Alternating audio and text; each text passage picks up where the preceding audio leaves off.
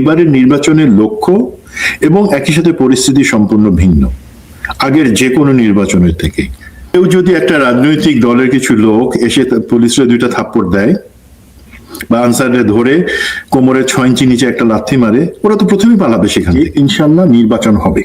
প্রথম কথা, নির্বাচন না হবার কোনো কিছু নেই। জনগণ চায়, রাজনৈতিক প্রতিদ্বন্দ্বী দলগুলা চায়, বাংলাদেশের সবাই নির্বাচন চায় এবং সেই দিকে আগাইতেছি আমরা। বাংলাদেশের বাইরে বা বিতাড়িত হাসিনার আওয়ামী লীগ তারা হয়তো চায় না তাদেরকে ছাড়া একটা নির্বাচন হোক, বা যে দেশে তারা আশ্রয় নিচ্ছে ভারত, তারাও চায় না যে আওয়ামী লীগকে বাদ দিয়ে তাদের সবসময়ের সাথী নির্বাচন হোক। তো সেই জায়গাটাতে হয়তো সন্দেহ থাকতে পারে। আমরা দেশে বাংলাদেশি যারা, আমরা বাংলাদেশি, আমরা অবশ্যই নির্বাচন চাই। এখন মনে রাখতে হবে, এই যে নির্বাচন সেটা কিন্তু ইতিহাসের সব থেকে গুরুত্বপূর্ণ নির্বাচন বাংলাদেশের জন্য। আমরা 71-এর নির্বাচন ছিল, 91-এর নির্বাচন ছিল, 2008-এর নির্বাচন ছিল, কিন্তু সবকিছু ছাপা এটা প্রতিবারই নির্বাচন হয়েছে কিন্তু কোন রাজনৈতিক দলটা ক্ষমতায় আসবে সেটা নির্ধারণের জন্য, জনগণ কাকে আনবে। বাট এইবারের নির্বাচনটা আলাদা। এখানে আমরা রাষ্ট্র ব্যবস্থা কিভাবে চাই এবং সেই রাষ্ট্র ব্যবস্থায় কাকে আমরা দেখতে চাই সরকার হিসাবে, সেইটা নির্ধারণের নির্বাচন। একই সাথে সাধারণ নির্বাচন বা যেটাকে আমরা সংসদীয় নির্বাচন বলি, এবং গণভোট কখনো বাংলাদেশের ইতিহাসে হয় নাই। এবার প্রথম হচ্ছে, এবং কখন হচ্ছে, জুলাই পরবর্তী যখন আমরা চাচ্ছি গণভোটটা জাতীয় নির্বাচনের সাথে গণভোট হয়নি আর কি। হ্যাঁ, মানে একই সাথে একই দিনে কখনো হয় নাই জাতীয় নির্বাচনের সাথে। তো এই আলোকে আমাদেরকে বুঝতে হবে যে কত ইম্পর্টেন্ট একটা নির্বাচন, যেখানে আমরা সিদ্ধান্ত নিব। নির্বাচন নিয়ে গুরুত্বপূর্ণ বিষয়টা এইদিকে অংশগ্রহণমূলক নির্বাচনের দাবি, অন্যদিকে আস্থার ঘাটতি, মাঠে থাকা রাজনৈতিক ব্যবস্থা আর জনগণের প্রত্যাশা। এই দুইয়ের মাঝে যে দূরত্ব, সেটাই নির্ধারণ করবে নির্বাচন কতটা গ্রহণযোগ্য হবে। তারা আরো বেশি জানেন এবং বুঝবেন যে গত যেই নির্বাচনগুলো আমরা দেখছি, যেখানে ভোটারবিহীন নির্বাচন হয়েছে অথবা দিনের ভোট রাতে হয়েছে, 154 জনকে এমনিতে নির্বাচনের আগে আওয়ামী লীগ সাংসদ হিসেবে নির্বাচিত করে নিয়ে আসছে। এই ধরনের নির্বাচনগুলো হবার এইবার সুযোগ নেই। কেন সুযোগ নেই? সরকারে তো আওয়ামী লীগ নাই। আর এই অন্তর্বর্তী সরকারের তো দরকার নেই যে ডিজিএফআই কে নির্বাচন প্রযোজনা এবং পরিচালনার জন্য দায়িত্ব দেওয়া, টাকা দেওয়া। সেটা তো একবার হচ্ছে না।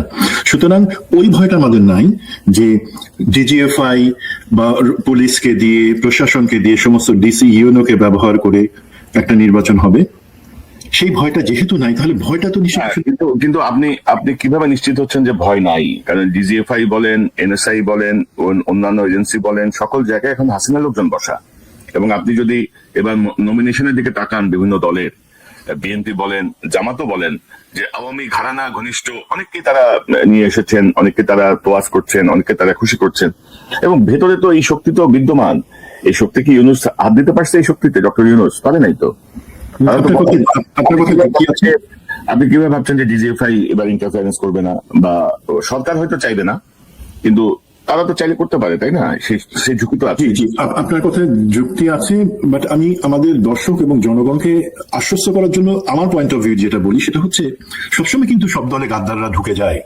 যেমন একটা জিনিস হচ্ছে, জামাত, বিএনপি বা অন্যান্য দলগুলো ক্রেডিট নিতেছে আওয়ামী লীগের এতজন আমাদের এখানে জয়েন করছে, নেতারা রাজনীতির মাঠে জনসভায় পরিচয় করে দিতেছেন এরা আমাদের বন্ধু, এই ধরনের জিনিসপত্র নমিনেশন দিচ্ছেন।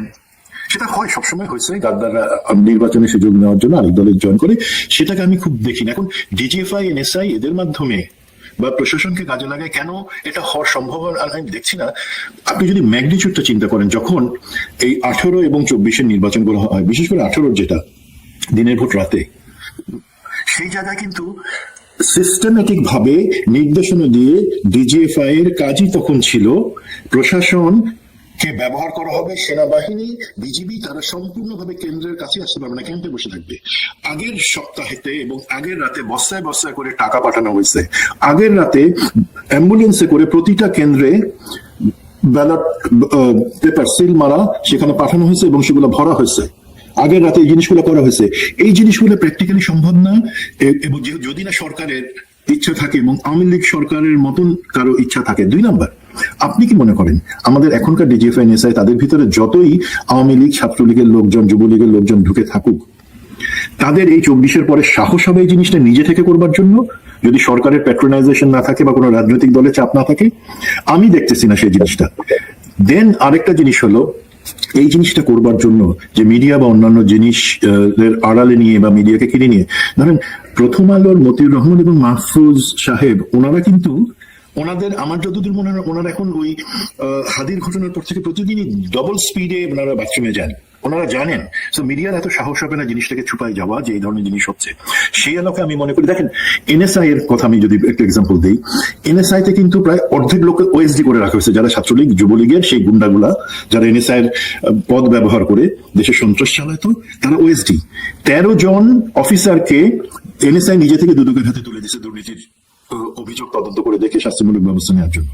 সো এই জায়গাগুলোতে তাদের সেই চাপটা আছে, তারা জানে যে সেখানে আগানো যাবে না। তো হতে পারে তার মধ্যে যদি কোনো রাজনৈতিক দল আমাদের দেশের, তারা কোনো ফেভার পাওয়ার জন্য কোনো আন্ডারহ্যান্ডে আসে, বাট সেটা সম্ভাবনা আমি দেখি কম। এই প্রেক্ষাপটে আমি একটা জিনিস বলি কি, দেখেন আমাদের দেশের তত্ত্বাবধায়ক সরকারের আন্ডারে যে 4টা নির্বাচন হয়েছে, ফেব্রুয়ারি 1996 একটা ফর্মালিটি নির্বাচন ছিল, তা বাদ রেখে 91, 96, 2001, 2008 আমার নিজের হিসাবে নির্বাচনে ভোট গ্রহণ, আমি নির্বাচনের আগের পরিস্থিতি, কিভাবে দল ভাঙা হয়েছে, কিভাবে বিএনপিকে 2008-এ ইলেকশনে প্রার্থী দেওয়ারই সুযোগ দেওয়া হয় নাই, জেলে রাখা হয়েছে, মিডিয়া ক্যাম্পেইন চালানো হয়েছে, ভারতের সেট আপে নির্বাচনগুলাকে প্রভাবিত করা হয়েছে, সেই পার্ট। আমার ফোকাস হচ্ছে নির্বাচনে আমি বাংলাদেশের নাগরিক, 18 বছর প্লাস বয়স, আমি আমার শেষ পর্যন্ত সবকিছু নির্ভর করছে নিরপেক্ষ ও বিশ্বাসের উপর। আনসার বাহিনী যদি পেশাদার অবস্থান ধরে রাখে, তার নির্বাচন যদি সংস্কৃতি মুক্ত থাকে, তাহলে বাংলাদেশ একটি সুষ্ঠু হয় নাই। এটা হচ্ছে প্রথম জিনিস।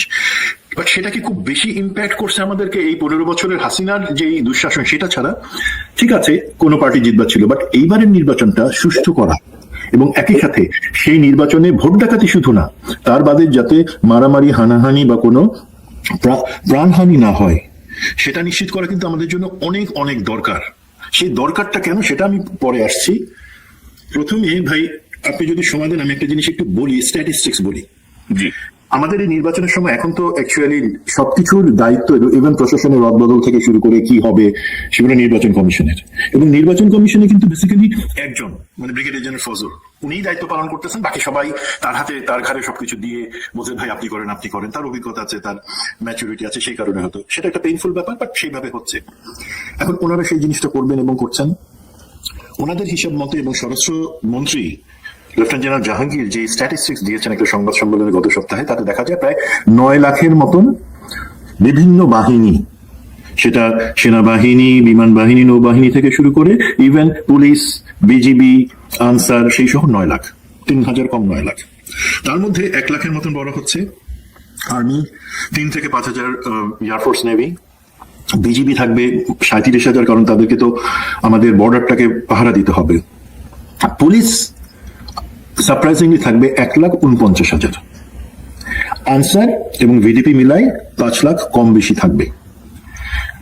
এখন এর বাদে ফায়ার সার্ভিস থাকবে, অন্যান্য র্যাব থাকবে।